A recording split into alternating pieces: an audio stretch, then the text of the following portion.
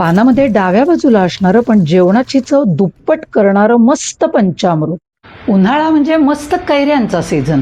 बनवूया कैरीचं अप्रतिम स्वादाचं हे पंचामृत. कैरीची साल काढून फोडी करून घ्यायच्या.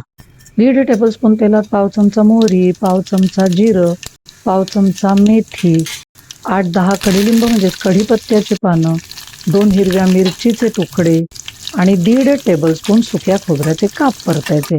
काप गुलाबी रंगावर परतले की पाव चमचा हिंग घालून 1/4 वाटी तोतापुरी कैरीच्या या फोडी परतून घ्यायच्या. शिजवण्यासाठी 1.5 वाटी किंवा बुडतं पाणी घालून झाकण ठेवून 5-6 मिनिटं शिजवून घ्यायच्या.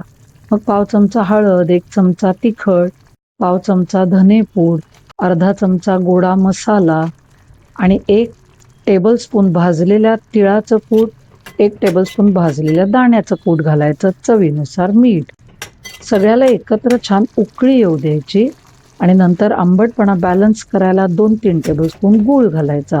मंद आचेवर 2-3 मिनिटं सगळे स्वाद एकत्र यायला उकळी येऊ द्यायची. अतिशय चटपटीत पंचरसांचा उत्कृष्ट संगम असलेलं आणि जेवणाची लज्जत वाढवणारं असं कैरीचं पंचामृत तयार. तुम्ही अगदी नक्की करून बघावं, इतकं मस्त. कैरीचं पंचामृत एकदम सुपर.